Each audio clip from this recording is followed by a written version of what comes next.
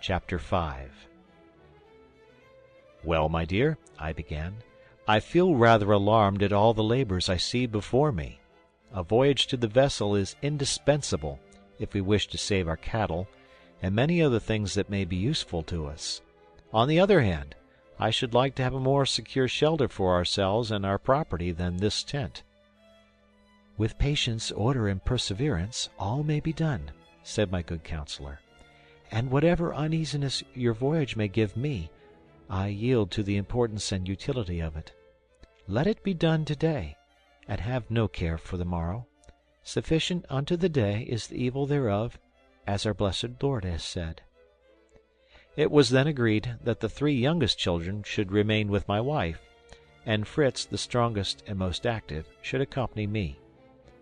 While Fritz made ready the boat, I erected a signal post, with a piece of sailcloth for a flag, to float as long as all was going on well.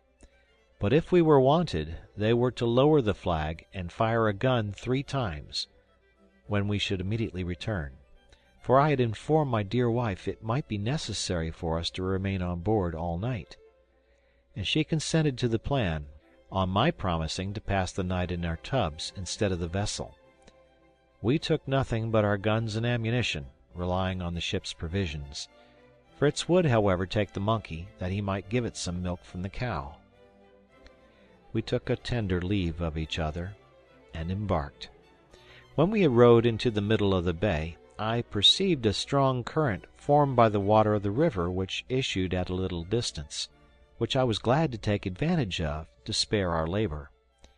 It carried us 3 parts of our voyage, and we rowed the remainder, and entering the opening in the vessel, we secured our boat firmly and went on board. The first care of Fritz was to feed the animals, who were on deck, and who all saluted us after their fashion, rejoiced to see their friends again, as well as to have their wants supplied.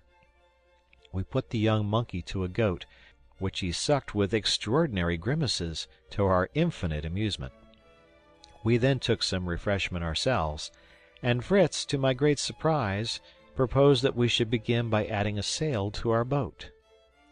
He said the current which helped us to the vessel could not carry us back, but the wind which blew so strongly against us and made our rowing so fatiguing would be of great service if we had a sail. I thanked my counsellor for all his good advice, and we immediately set to the task. I selected a strong pole for a mast, and a triangular sail which was fixed to a yard. We made a hole in a plank to receive the mast, secured the plank on our 4th tub, forming a deck, and then, by aid of a block used to hoist and lower the sails, raised our mast. Finally, 2 ropes fastened by one end to the yard and by the other to each extremity of the boat enabled us to direct the sail at pleasure. Fritz next ornamented the top of the mast with a little red streamer.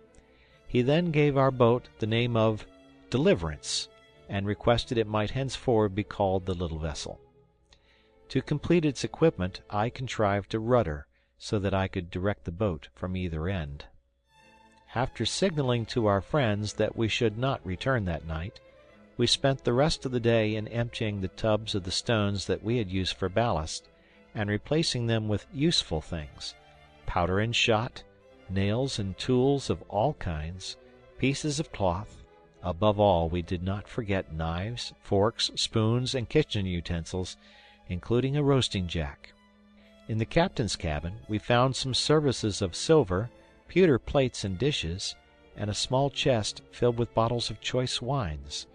All these we took, as well as a chest of eatables intended for the officers' table, portable soup, Westphalian hams, Bologna sausages, etc., also some bags of maize, wheat, and other seeds, and some potatoes.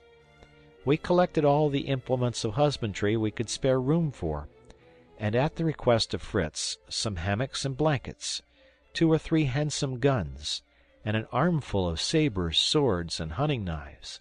Lastly, I embarked a barrel of sulphur, all the cord and string I could lay my hands on, and a large roll of sailcloth. The sulphur was intended to produce matches with. Our tubs were loaded to the edge. There was barely room left for us to sit, and it would have been dangerous to attempt our return if the sea had not been so calm. Night arrived, we exchanged signals, to announce security on sea and land, and after prayers for the dear islanders, we sought our tubs, not the most luxurious of dormitories, but safer than the ship. Fritz slept soundly, but I could not close my eyes thinking of the jackals. I was, however, thankful for the protection they had in the dogs.